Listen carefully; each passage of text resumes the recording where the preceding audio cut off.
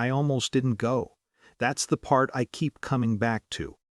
I had a reason ready. Dana wasn't feeling well. The drive was 40 minutes. I'd never loved the venue. I stood in the kitchen in my good jacket for 10 minutes deciding, and then I went, because not going felt like it meant something I wasn't ready to admit. The acquisition talks had been going on for 6 weeks by then. My attorney had told me to say nothing to no one until the paperwork was done. I was good at that. I'd been good at quiet my whole career. It was the thing Dennis had always read as passivity, as lack of ambition, as Seth being Seth. Steady but ceilinged, present but not pressing. I knew what he thought of me. I'd known for years. I just hadn't known it would end in a hotel ballroom with 200 people watching. He tapped his glass the way people do when they want a room to understand that what comes next is important. The conversations dropped. Heads turned. I was standing near the back with a drink I hadn't finished, and something in the way he said my name, not to me, but about me, announced into the room, told me everything before the next sentence arrived. He said the company was moving in a new direction. He said that sometimes you had to make difficult decisions to protect the team. He said the word liability, the way someone says it when they've been saving it, when they've practiced the weight of it. I remember the chandelier. I remember the specific silence of a room full of people who don't know where to look. I remember someone near me setting their champagne glass down on a table very carefully, as if noise might make it worse. I picked up my coat from the back of my chair. I didn't look at Dennis. I didn't look at the room. I had one clear thought, which was, don't give this moment anything it can use.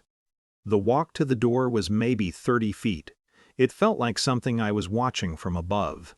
Someone said my name quietly as I passed, Marcus from accounting, who I'd eaten lunch with for 4 years, and I touched his shoulder without stopping. The valet brought my car. I tipped him. I drove home. Christmas was quiet. Dana knew something had shifted.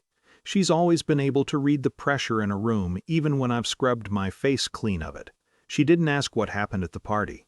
She made coffee in the morning and sat across from me, and that was enough somehow. That was its own kind of answer.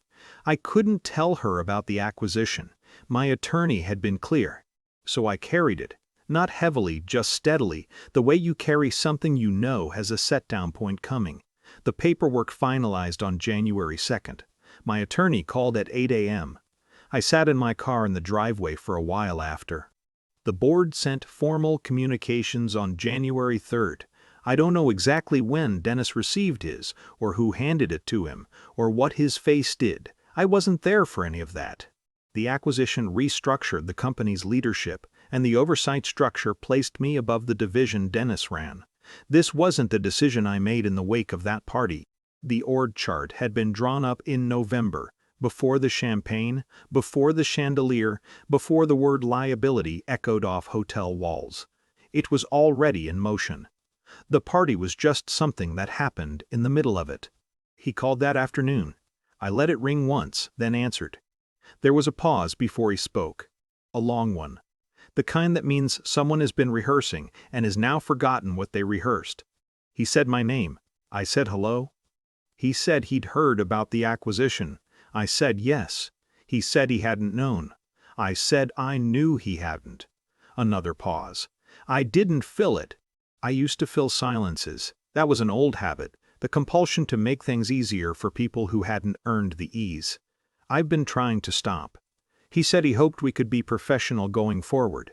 I said I intended to be. That was the whole call, maybe 4 minutes. Dennis still runs his division. I haven't changed that. The numbers will do what numbers do, and there are processes for what comes next, and none of it needs my personal involvement.